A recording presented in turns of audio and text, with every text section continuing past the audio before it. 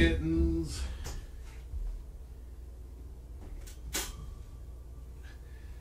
Oh, Hazel, what are you doing on the air purifier? Breathing purified air.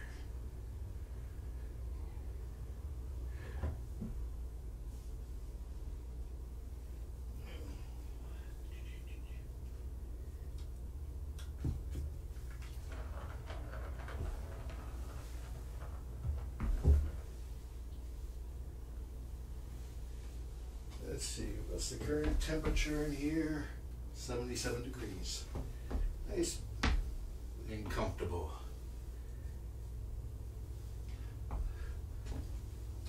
Somebody had a dingleberry.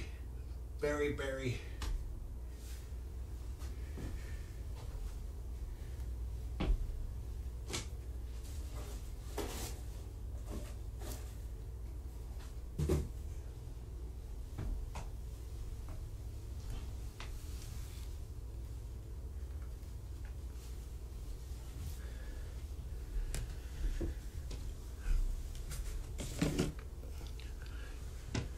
I have not got the fecal results back. They're checking to see if they came in. But I did get a call saying that Violet's blood test for leukemia was an error and needs to be redone. So I'll be visiting shortly to get scritches, and then I'm going to run her up to the shelter.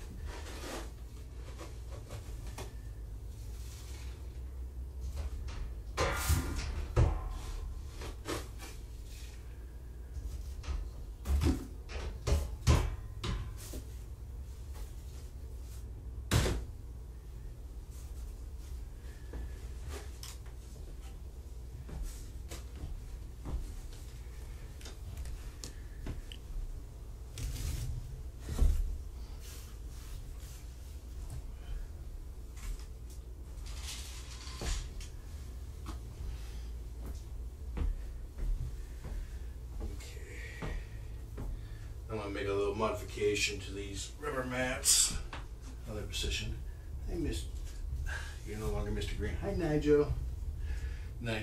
Oh, there goes Hazel again. There's no toys on the other side of the fence. She climbs up to the top of the fence and then jumps over to the air purifier. She's actually sniffing that exhaust. And there goes eye-oh-kee.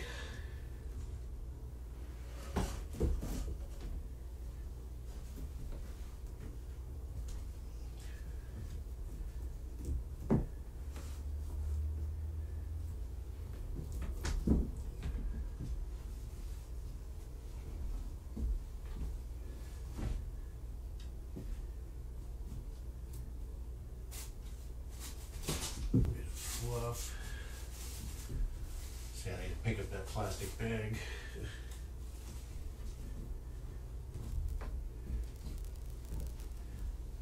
I ordered the second set of rubber tiles to fill out the room, but there was between the time I ordered the first set and the second, or first batch and the second batch, the teeth on the tiles changed, so they don't actually interlock between the old and the new.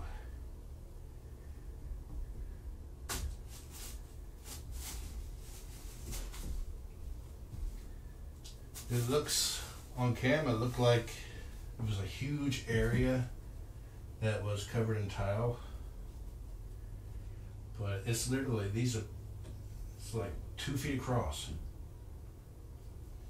So you're seeing here in a small little swap there, but it's only that wide that you could see. Hi, Violet. The reason Violet needs to have the blood draw for the feline leukemia test is because the SNAP test, which is a quick test, came back faint positive. It's likely also a false positive because everybody else tested negative. But the serum test, we'll find out for sure. But it requires blood draw, or a lot more blood draw than the SNAP test requires.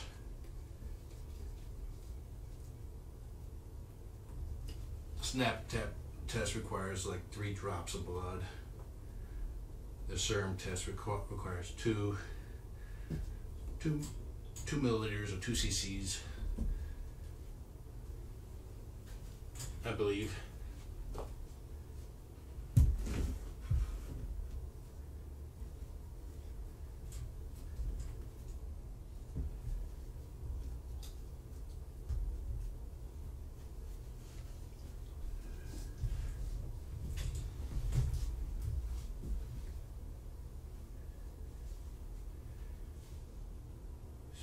So you get basically 1 hand width more blanket, but it look different on cam. This is a queen size blanket fully laid out. I was using the towels to hold the blanket in place, but I have to use the fallback method of bringing in Rocky to the corner here.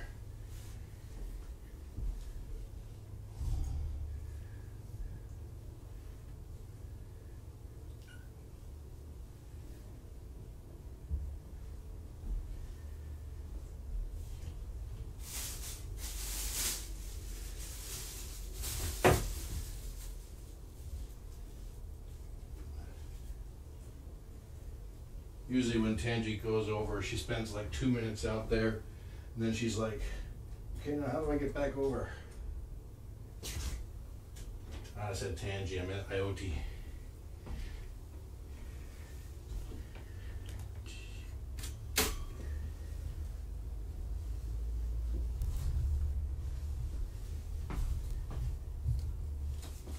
I could put up cardboard to prevent them from climbing up the fence, but really all they gotta do is just jump and they can make it.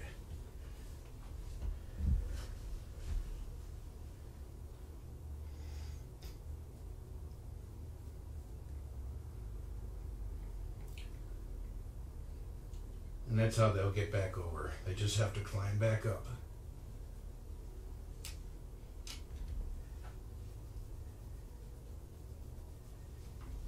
Hi, Violet. I told Violet that if she keeps puffing up at her sister that her fur will stick that way. It stuck that way.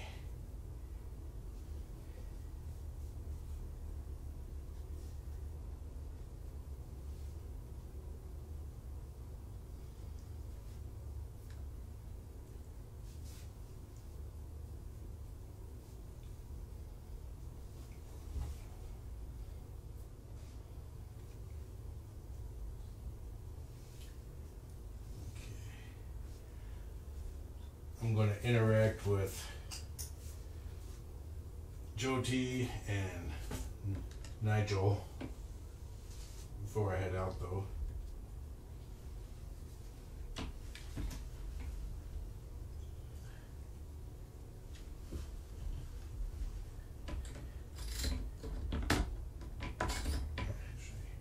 Put her into the top.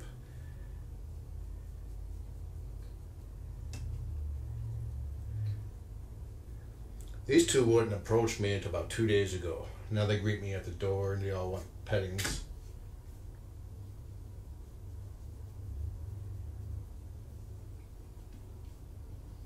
I believe that they were around humans before they came here, but they were not handled by humans.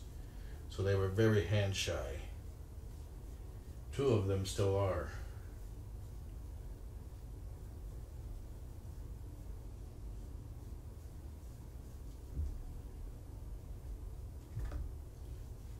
They're wary of me because I'm like huge. But once I get petting them, they relax.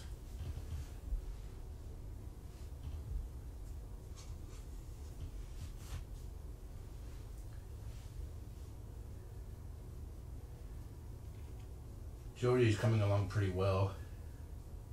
She'll lay down and let me continue petting her.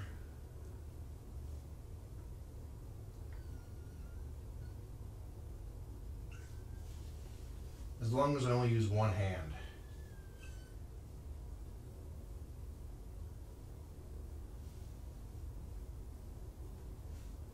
She's purring now. What? You're getting petted too.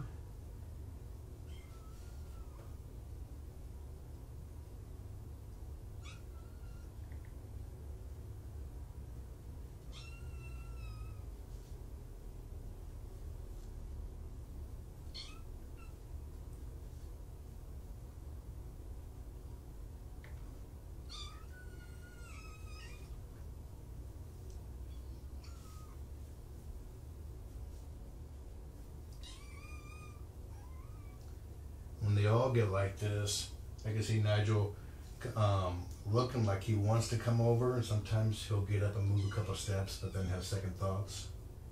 So, making progress with him. He's behind that Enterprise tower right now.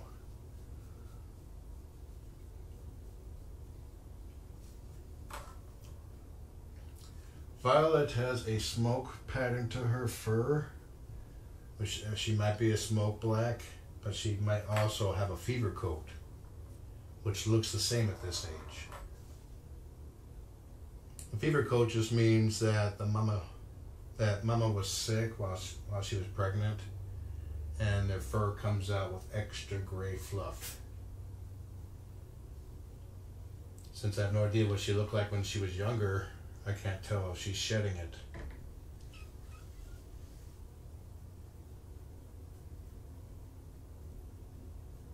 If it is a fever coat, she will end up looking just like her sister. Ioke, what? You're getting to be needy.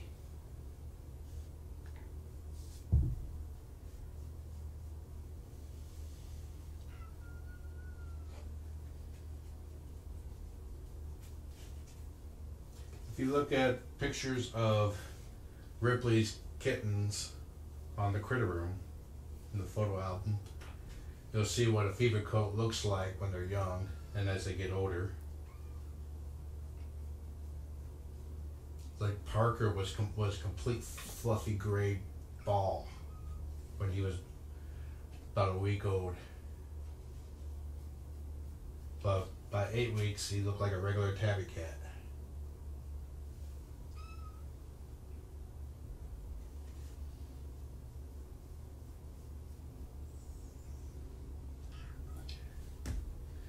Sorry.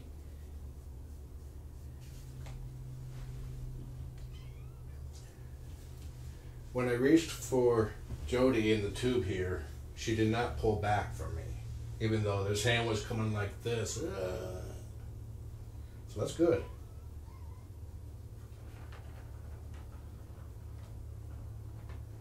It's also why when you're trying to interact with a cat for the first time, never just reach right for their head, because all they see is this big hand coming for them, and that can be scary. Always come from below their eye level, close to the ground, and from the side. And that's how you get close enough to let them sniff your finger.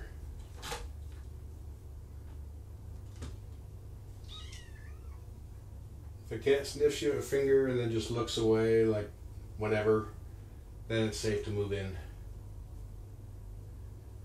If you get hissed at, growled, pulls back, bites you, those are signs that you shouldn't try to proceed, or at least proceed with caution. Maybe pull back a little bit and let the kitty get used to you being there.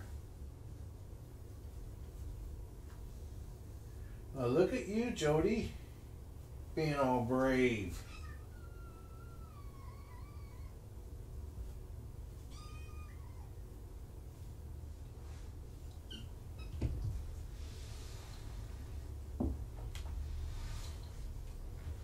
He did not pull back from me.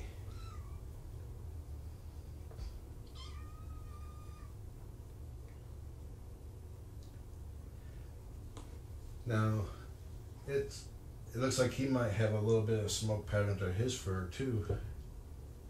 But he's either a tuxedo boy, he's probably considered a tuxedo boy, but the way his markings are could also be considered a cow kitten. Especially the markings on his legs. His hind legs are splotchy. That is not a tuxedo trait. That is a cow kitten trait.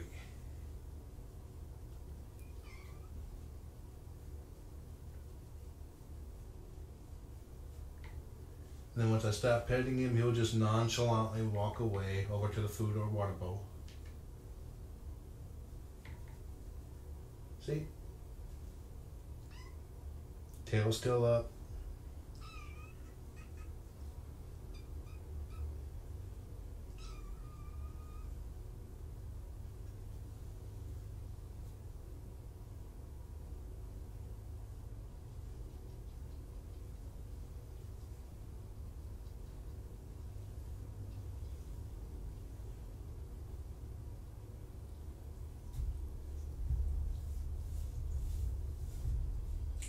At this age, I would normally not encourage him to play with my fingers, but since they are, especially she, is hand shy, I want her to not be afraid of my hand.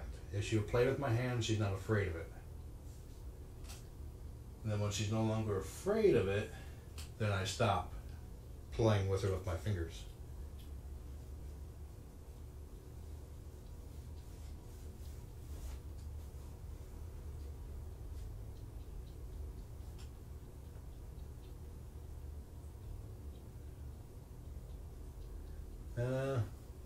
Hazel, I see you have to put the tissue inside the box. She's about to pull one out. Once Violet comes back over here, I'm going to load her up and then head up to the shelter to have the blood test redone.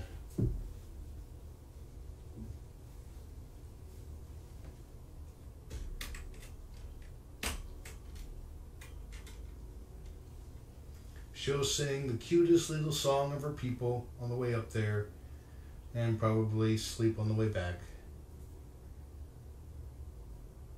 Based on traffic, it's anywhere between 35 and a minimum 35 minutes to get there, so it'll probably be an hour and a half to 2 hours before we return.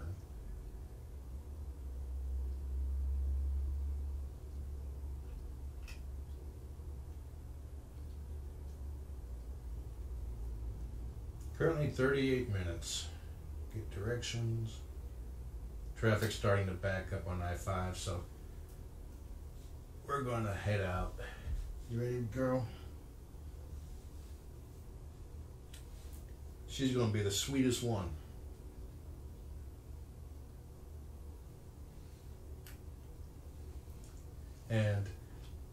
But what will happen if she comes back positive on her fetal leukemia test is that the shelter will want to separate them from the other kittens.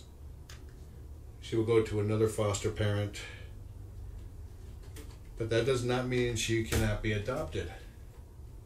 But if she is not, she will have a room at the shelter for other leukemia positive kitties, which also has a really nice outdoor area. Huge fenced in area, sides and top. That's where Neil, the fabulous foster's plant. Good job, girl. Now, I'm sorry, but I have to stand up. That will make me very big again.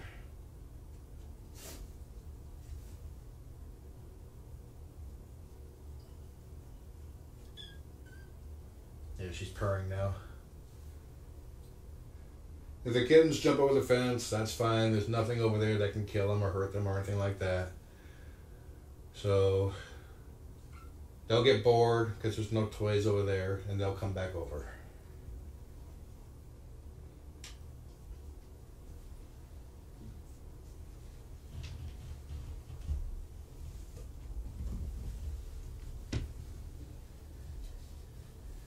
Alrighty, back when we're back.